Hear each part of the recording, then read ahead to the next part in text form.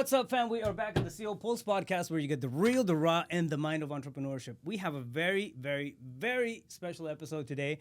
I am honored to have two of my students here, two of the wholesaling business blueprint students, Shannon and Shelly. They're out of California. We actually sat down a while back and we did an episode on deals and what they were going through at the time, but this happened almost a year ago. You've been at it. You guys have been at this for the last year, right? And really kind of, swimming in the space of entrepreneurship, seeing the highs and the lows.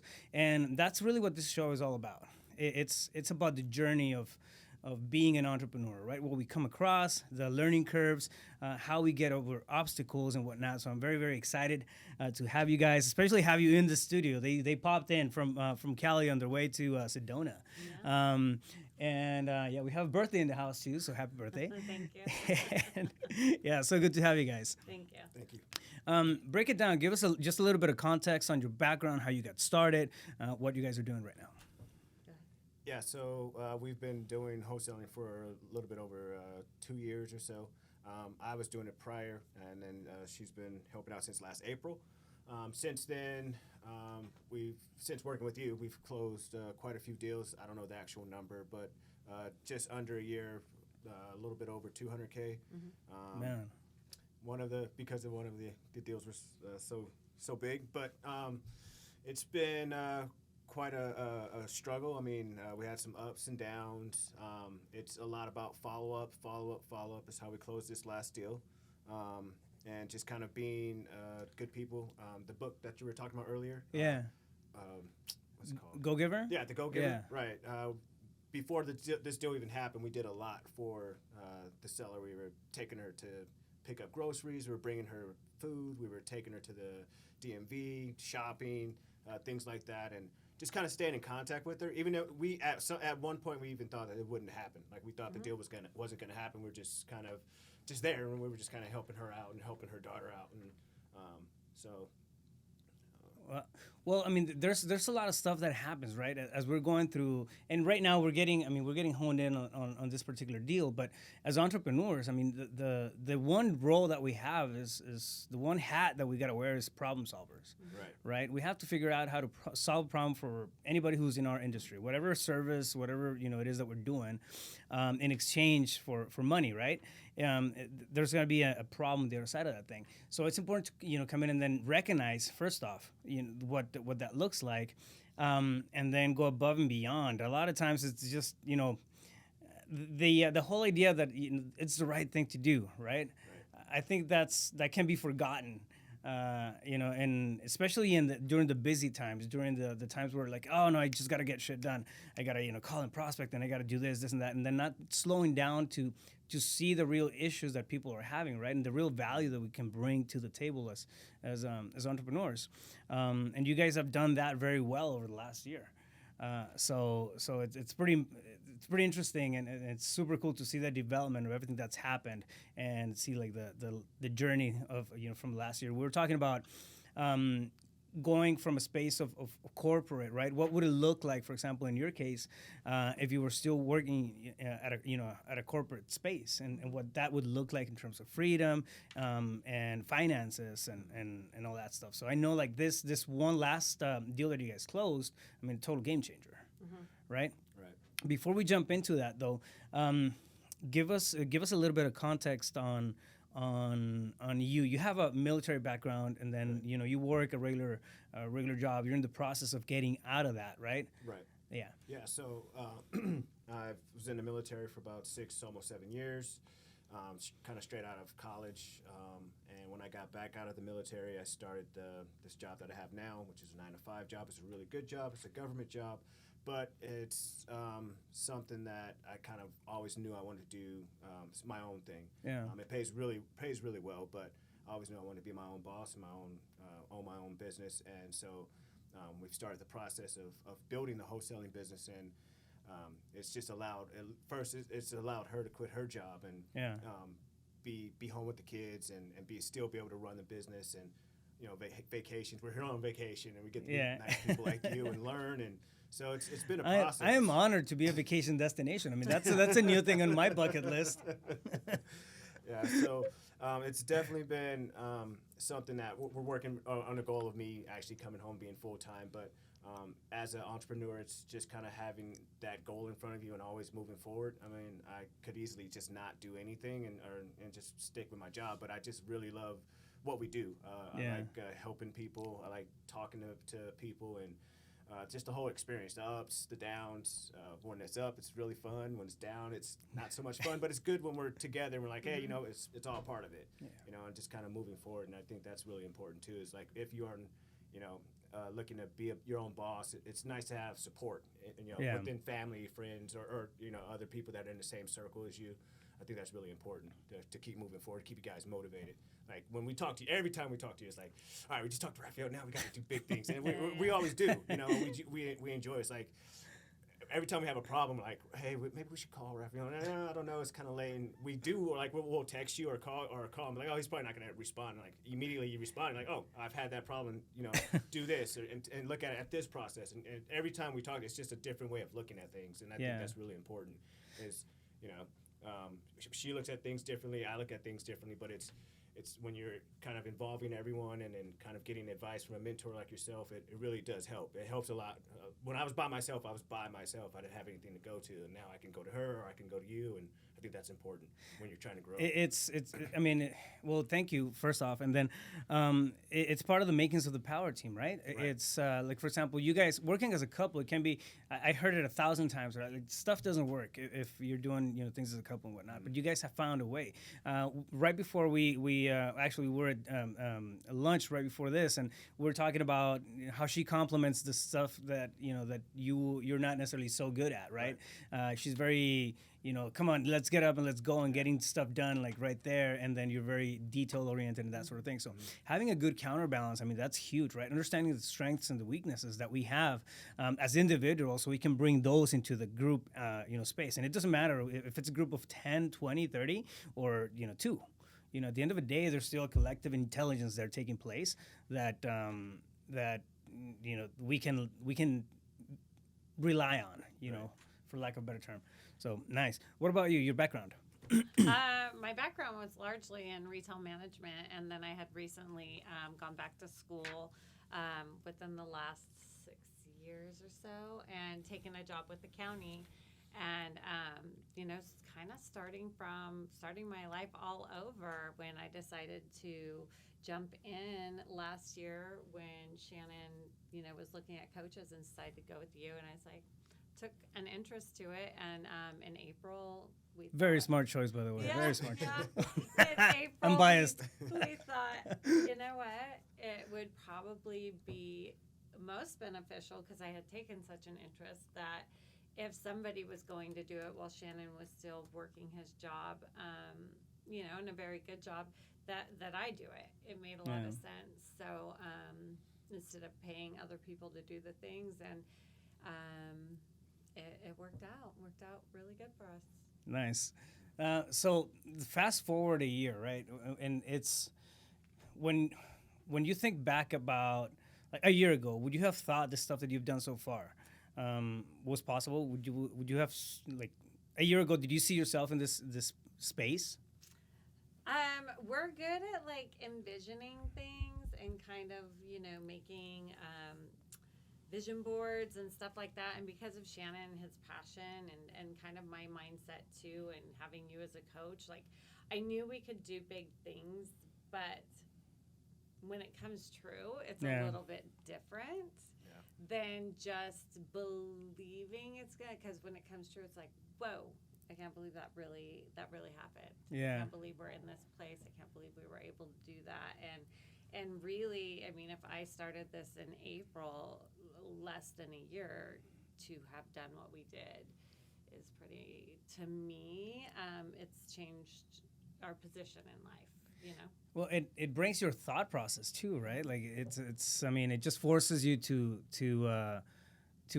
I think, you know, I mean I see this as a personal thing. Whenever I've hit a new benchmark, like for me, it's impossible to go back, and it just breaks my thinking. You know, like, okay, cool. That's real. Holy shit, that's real. Right. And then you move forward to the next thing, right? The challenges become different. Your perspective becomes different. You said something pretty interesting right now. It's on how you see things. Now, Wayne Dyer has a saying, and it's when you change the way you look at things, the things you look at change. Very true. And I think that's exactly what happens when we get hit, with a big win, because we're used to the struggles. Oh God, like nobody can tell me there's no struggles. I have a chip on my shoulder with all the struggles. I'll make medals about the struggles, right? We have that, like that's ingrained. It's part of normally it's part of the entrepreneur psyche, because we come in with that hustle mentality, right? We come in wired with that mentality, and struggles, I'm good with those. But what about wins? When you win, like whoa, what do I do? Right. Yeah, what do I do? What happens? I mean, that's it's interesting to sit back and then acknowledge that, right, for a second. Take that win and just soak in it. So it's easy. Maybe not the right word, right? But it's a lot more familiar to deal with the struggles and the hustle than it is to deal with a big solid win that's a game changer. However, when that happens, like can you turn back? Like, No. the runway is laid out, right? Yeah. It's like, yeah. So it really breaks the thinking process in a good way, I think. Yeah, I mean, you guys have been doing amazing over last year, and I mean, I can't wait to see what you guys just accomplish going forward. So tell us about this last transaction, the last deal that you guys closed. Do you want to hear numbers, or you want to hear specifics of like the meeting with the seller? Yes. Yes. Yeah. Well, how you found, for example, how did you find the lead? Yeah. So walk us through the whole process. we do a lot of our marketing from driving for dollars. So we were driving for dollars one day. Actually, I wasn't there. It was Shelly and our other son, Ryan, and they came across the property, and I think they got out to talk to the neighbor, and she was sitting outside, and they spoke with her. Right. We had actually seen her about a month prior, you and I driving for dollars, and then finally I was guys like, I'm going to stop and talk to her. Yeah. Yeah. Yeah. Go ahead. DFD. Wow. Driving for dollars. Yeah.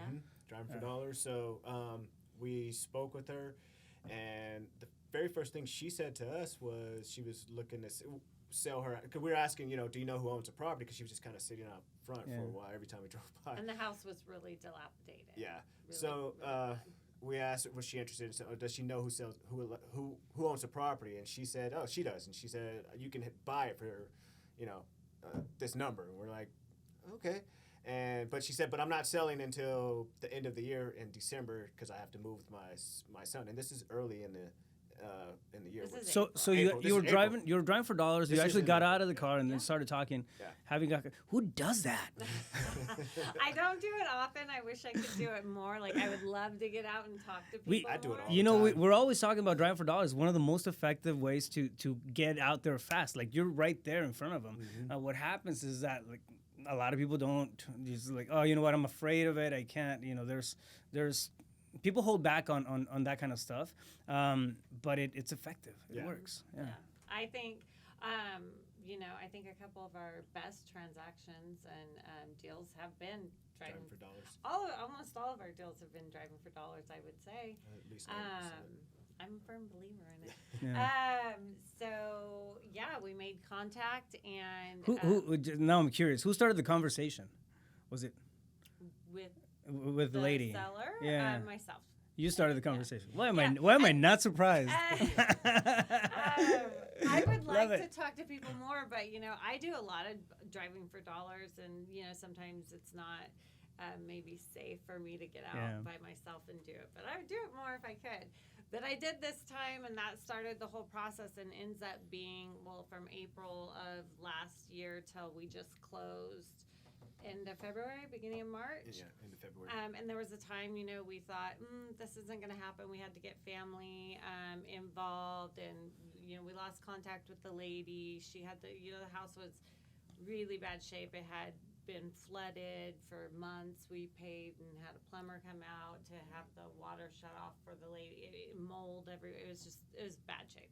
Yeah, she didn't have a phone, so we bought No, her we a bought her little burner phone, phone, we and take she her lost that. We food, bought yeah. her a radio She and hang out with eventually, her. And, yeah.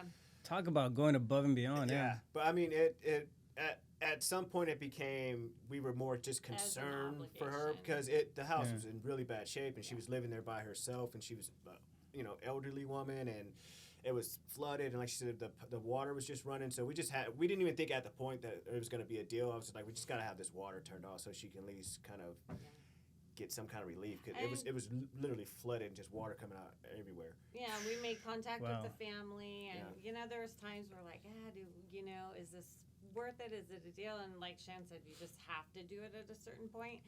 And so It's the right thing, right? It was Right. the right Yeah. thing. And so we kind of lost contact with the family for a while, and she had gone to an assisted living place and whatnot, and then the family reached out to us Yeah. in December because somebody was coming around and offering them this, and she just didn't feel comfortable with the man. And I said, well, we would still definitely be interested. And she said, okay, well, definitely. And that started the ball rolling, and we just did everything we could to help her and her mom, because she was in a bad position. Her mom's, elderly, and she needs the money. Right. She can't fix the house. She can't live in it. So it is coming up with a solution, like you always say. And Because there have been plenty of other investors that have talked to them over the past year. Yeah. She was like, because even when we first met the daughter, she was like, oh yeah, there's been a bunch of guys who said that they're going to buy and help. She's like, I really hope you guys can, because no one else could figure out anything for us. we Yeah. really We're like, tried. We're like, we'll figure out something. We're like, we don't know the answers, but I promise you we'll try. And Right. we're like, hey, we know some people that may be able to help us. We're referring to you, and we're like, we can try. We don't know, but we'll figure it out. Yeah. And now we just Yeah. told her that flat out, being honest. We're Yeah. like, we don't know. We don't know how Yeah. to go forward, but we'll figure it out together. She's like, okay, that's fine. Yeah. So And sorry. it's like, no, it's fine. I mean, that's ultimately you have an obligation to do the right thing, and I think it was a win-win for everybody. And the house, it was when it ended up happening, it was like, did that really just happen? Yeah. Because it was, such a big deal for us, and it's all been through your coaching, and a year ago I didn't know Anything about I wholesale. didn't know anything about any of this. So, less than a year ago, I didn't know anything about any of this. So Never to look heard at of what it. we've done in this last year, and having you as a coach, it's just been amazing. Well, thank you. And one of the things that we can't forget about is coming back and then realizing, or recognizing those wins, right? Through the process, before you even got to this spot, I mean, you had wins scattered all over, throughout that year, right? But it's coming back to that space where, okay, cool, I'm making, I'm moving forward. I'm getting experience. I'm solving problems. I'm creating the alternate universe that I want to live in, right? For I guess lack of a better analogy, but it really comes down to that, right? Creating that space where we want to operate from. You guys are making a beautiful job about making that space be a win-win. Especially, I mean, for example, with this case, I don't know a lot of people that would have gone to that extent, right? To the extent where, like, you know what, I don't know if this is even a deal, but it's the right thing to do. I'm gonna turn the water on for this lady, and then help them out. I mean, you've gone to extents that a lot of people do not go, to get something done. Now the moving into the actual deal, what did that look like? So you went your follow up was for what? How many months? So April to December when she called us. yeah, so when we first had initially made contact, she had said that she was interested in selling, but she doesn't want to sell until the end of the year. But as time kind of went on, we don't know if she was serious about the December date or not. But we would follow up. We would drive by. That's when we would kind of Check bring on her. groceries, check on her, and also call the daughter as well. So we did that for like the first 6 months of just kind of constant every week. I mean, it was literally every week or every other day we would go by there. And then after like about 6 months, I would call like about a month or so to like the daughter and just make sure that she's okay. And then like she said, she went from the house because the house was condemned. Yeah. She went from the house to a assisted living place, and we didn't know where she was for a while. And then so contacting the daughter let us know, and then we kind of got back into conversation with them around November, right? And then December is when she called and was like, okay, we're ready to go now with you guys. Yeah. So the follow-up, the very first, I'm like really, like, I don't want to say it wrong, I'm like really, really hard up when it comes to follow-up. Like I do text, I leave a message. Bro, the magic is in the like, follow-up. It's in the follow-up, and she's like, I think that's too much. I'm like, I follow up until they say stop calling me, or at least until about that point. I do a lot of. I sold it, or don't call me again. Yes. Yeah. I try to do a lot of follow-up, and even if it's just a text, like, hey, just making sure if you're still interested or whatever, Anyway, so that I do that for about 6 months, and then after that, it's like every other month or a month or two or whatever. So that's kind of how we've been doing our follow-up, and that's kind of what that led to. Because she was like, "Oh, why are you even still texting her? That's not gonna happen." Again, it's the combination of the two, right? Yeah. You have the rigidness and tenacity of something that's in place, a process and a system, and then you have the doer. Like, all right, let's get shit started, and spark up. So I think that combination between you guys works very, very well.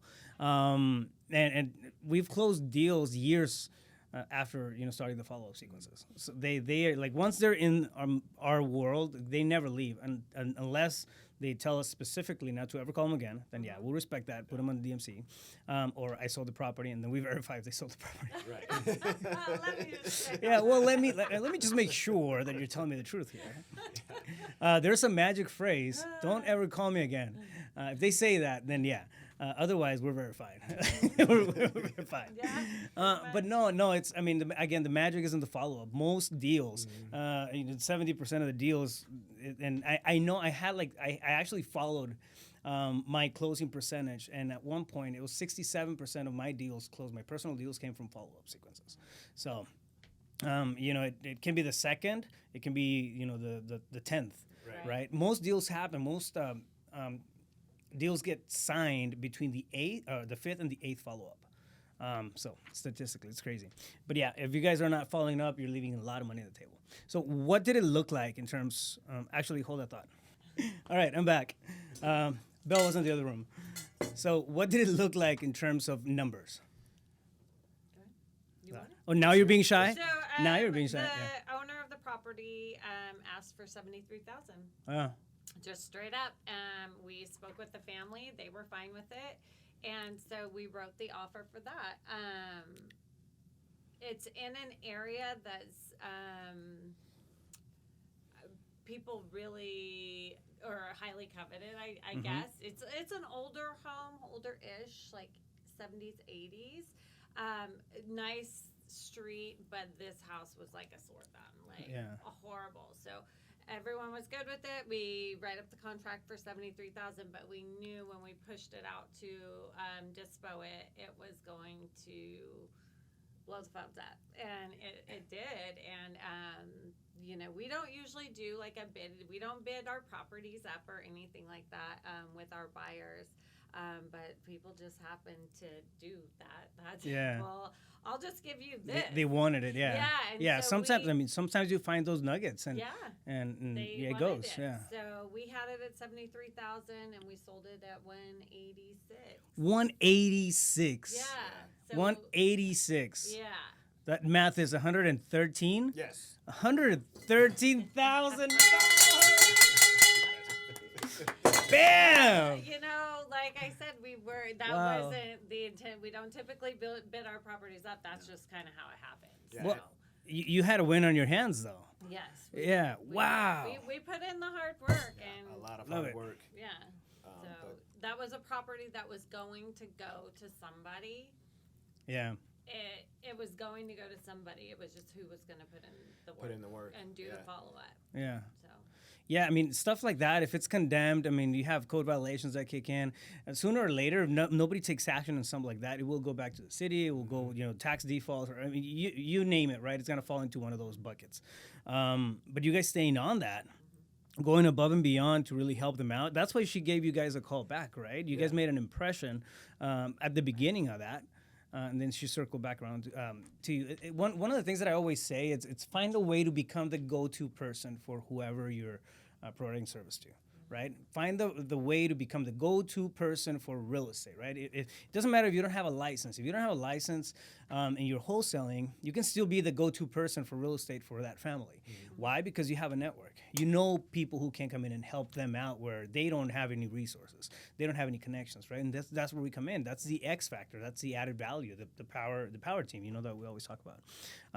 Wow, it's insane, 113. That'll break your thinking. Yeah, it did, and That'll break your thinking. It did, because it allowed us to pay off, change our life in the way that we could pay off things and live much freer. Yeah. And we continue to do our business as we always did, so we can continue to create that freedom. But that really kind of set us over the edge, and the things that we were wanting to do kind of are right here, right now. Yeah.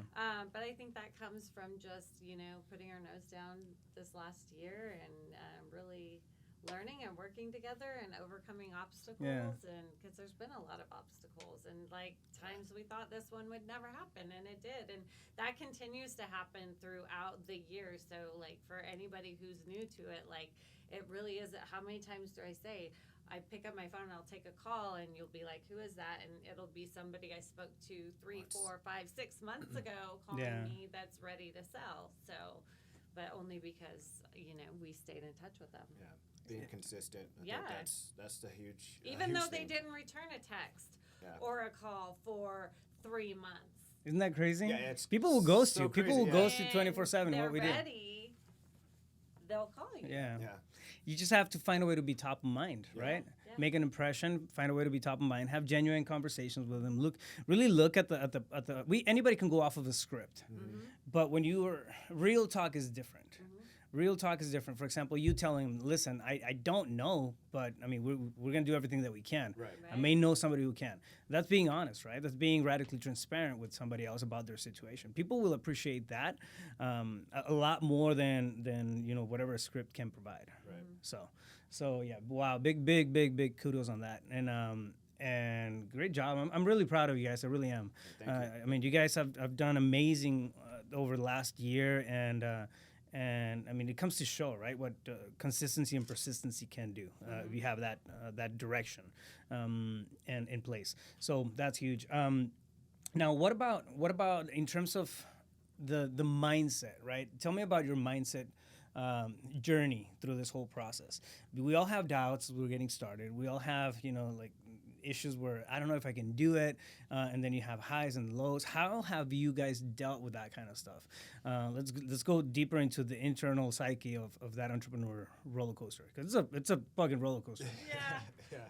Yeah. I think what's helped us a lot is we're both not very religious, but we're religious, and we believe in God, and we believe that giving back, and we tithe all the time, and we try to do the right thing. Right.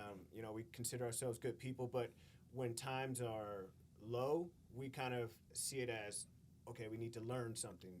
There's something that we need to learn from this so that we can get to being better. It's not really about making the money. It's about being like good stewards with it. So even like after we closed this deal, we went and bought the sellers like a living room set and everything. The and family couldn't help. You went back and bought the sellers furniture? The Yeah, family. the family, Yeah, the Because family? They weren't in a position. You didn't buy a Lambo? No. No. But I thought like the family, they're so nice. love it. And I got really close with them dealing with this whole transaction, and I just felt like we needed to do something nice for them because they needed it. Yeah. They needed it. So I was like, so I feel like anything that ministered to me from the book that you told us to read. Go Giver? Yeah. No, the the other Rhino? one. Which one? The Rhino book? Nope. Oh, The Game of- smaller book. Game of Life? No. I think I've- Gwendolyn. I've given you a whole bunch of books. I know. I can't think of it. I can't think of the name of it. Nope, that's not 4 it. Spiritual Laws of Success? Yeah, Yes. that is Yeah. it. The 4 Spiritual Laws of Success. Anything that Yeah. speaks Success, to you yeah. spiritually or blesses blesses you. Like your tithing can go anyway. And I felt like, okay, so out of our tithing, I want to give this family something because they weren't in a position to help their mother, and they really, we all worked together, and I got really close with them, and I wanted to bless them and her daughters. They deserved it. So we did that, and I think another thing is like Shannon's always up, over, and through. Like I get all bogged down when there's a problem or a hiccup, and I get all freaked out, and Shannon's like up, over, and through, and we will figure it out. No matter what, we'll figure it out. Yeah. So Up, he over, stays and through. calm. I get a little frantic, and we balance it out. Counterbalance is really what it is. I think Counterbalance. my smartest thing is that think you guys I pull- know I'm not smart, so I always look for advice. Yeah. Well, I don't know about that. I know I'm not but smart. but you guys have that play between the two of you where you guys pull each other back from going over the edge, right? Yeah. Which can, I mean that in definitely itself helps too, can be huge. No, it's a beautiful thing. I love to see everything that you guys have done so far, and I'm proud of the business that you guys are putting together because it really is, right? And I mean, when you start putting something like this together and then creating that legacy that you're gonna be leaving behind at whatever point, but more importantly making that impact. I mean, for example, in this case, these people will remember you, forever. You made an impact there. I mean, not to mention, okay, maybe they meet somebody else who wants to sell a house, and then the first name is going to be you guys. You know what I mean? So that it always finds a way to coming back. I mean, the whole go-giver mentality, I think, goes play hand in hand with that. So wow. I mean, again, 110K on a deal, insane. Driving for dollars. I mean, if you want to get into the pragmatic stuff, we had driving for dollars in there. We had the follow-ups that were tenacious follow-ups, problem solving right there, going over the extra mile and finding out really what the issue was and whatnot, and then helping them in areas that necessarily you didn't even have to worry about, right? Crazy how it works. The whole process is just laid out there. So beautiful. I know you guys are heading out to Sedona, so I appreciate you guys stopping by and then sharing wealth of knowledge with you guys and your experience. It's a really, really cool thing to just be a testimony of.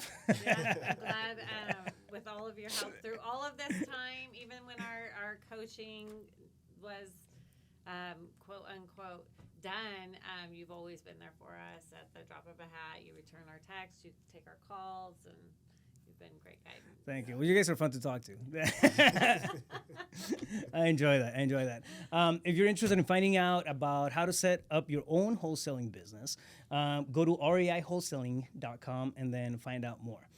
So hopefully we get to talk to each other in the future. And in the meantime, keep killing it because you guys are rock stars. Thank you. Stay focused. You got this. Boom!